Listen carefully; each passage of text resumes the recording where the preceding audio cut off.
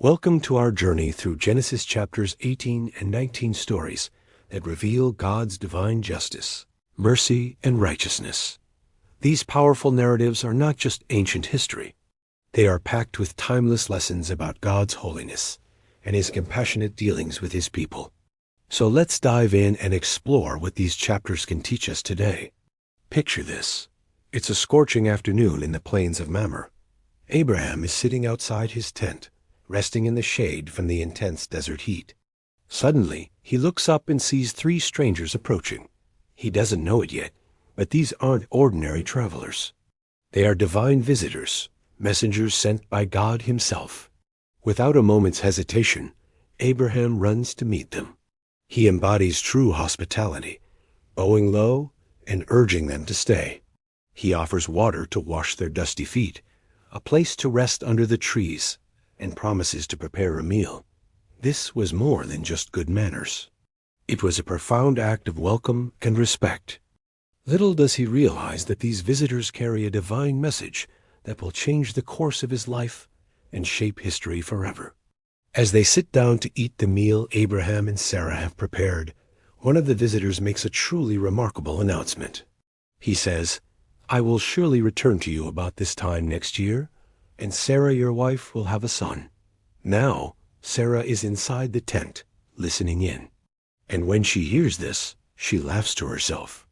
It's not a mean-spirited laugh, but one of disbelief.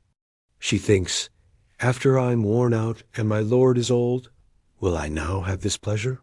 From a human perspective, it seemed impossible. She and Abraham were well beyond their childbearing years. But God's promises often defy human logic and limitations.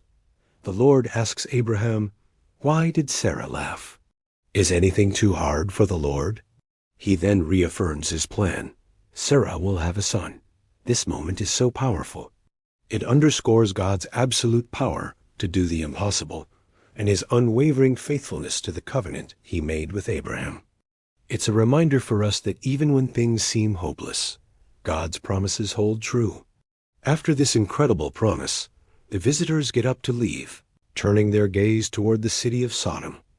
God reveals His plan to Abraham, saying He is going down to see if the outcry against Sodom and Gomorrah is as bad as it seems. This is where the story takes a dramatic turn. Abraham, knowing the wickedness of the city where his nephew Lot lives, steps forward. He doesn't just stand by. He becomes an intercessor. He approaches God with a bold, earnest plea. He asks, "Will you sweep away the righteous with the wicked? What if there are 50 righteous people in the city? Will you really sweep it away and not spare the place for the sake of the 50 righteous people in it?" It's a breathtaking moment of a human being reasoning with God, appealing to His just and merciful character. And God, in His infinite patience, agrees. He says if He finds 50 righteous people, He will spare the entire city. But Abraham isn't done. He feels the weight of the moment and continues to bargain, humbly lowering the number. What if only 45 are found? He asks. Then 30, then 20. Each time, God graciously agrees to spare the city for the sake of the righteous few. Finally, in a last, daring plea, Abraham asks, "May the Lord not be angry, but let me speak just once more. What if only 10 can be found there?" And God promises, "For the sake of 10, I will not destroy it." This incredible dialogue reveals so much about God's character. It shows a perfect balance of justice and mercy. He is willing to extend grace and spare an entire city of wickedness for the sake of just a handful of righteous individuals. It shows that God listens to our prayers and values the lives of those who follow Him. Later that evening, 2 of the visitors, now revealed as angels, arrive at the city gate of Sodom. Lot, Abraham's nephew, is sitting there. Just like his uncle, he immediately shows hospitality, bowing down, and insisting the strangers come to his home to wash their feet and spend the night safely. He knows the dangers of the city after dark. But the pervasive wickedness of Sodom quickly becomes terrifyingly clear.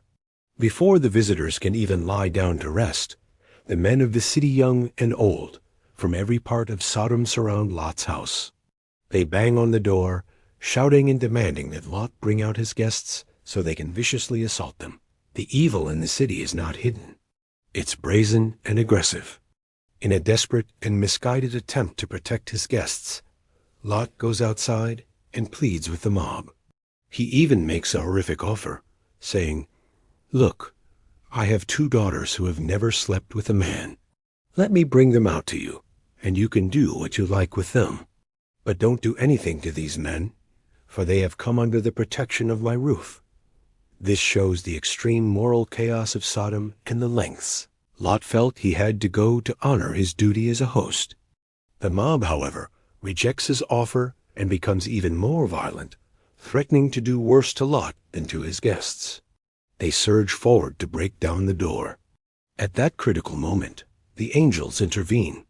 They pull Lot back inside the house and shut the door. Then they strike the men outside with blindness, so that they weary themselves trying to find the doorway, stumbling around in confusion. Inside, the angels deliver a stark warning to Lot. They reveal the city's fate, telling him, "We are going to destroy this place." The outcry to the Lord against its people is so great that he has sent us to destroy it. They urge Lot to gather his family, his wife, his sons-in-law, his daughters, and flee immediately. Time is running out. As dawn breaks, the angels grab the hands of Lot, his wife, and his 2 daughters, and lead them out of the city. The Lord was merciful to them. As they flee, one of the angels commands, "Flee for your lives. Don't look back, and don't stop anywhere in the plain. Flee to the mountains, or you will be swept away." And then the judgment falls. God rains down burning sulfur and fire on Sodom and Gomorrah, completely destroying the cities, the entire plain, and everything living in it.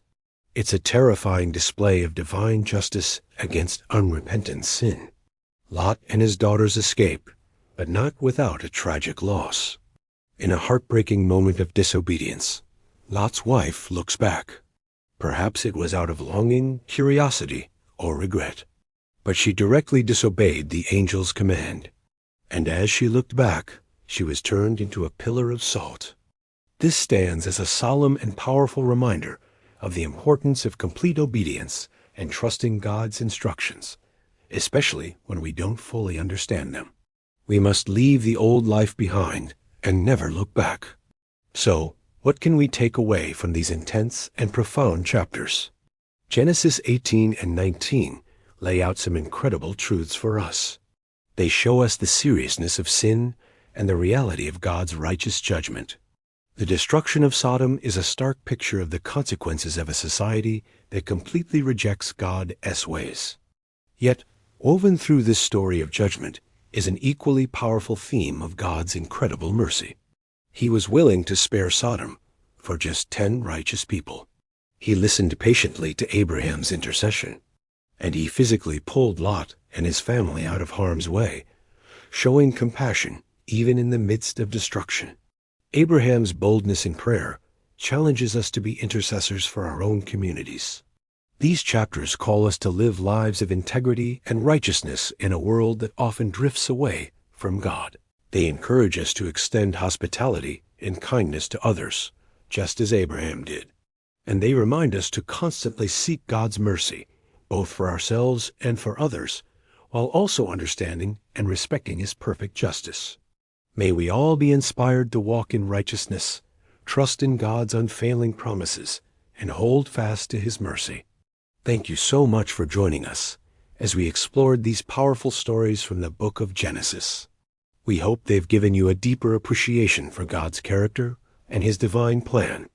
If you found this insightful, please consider subscribing for more journeys through the Bible. We'll see you next time.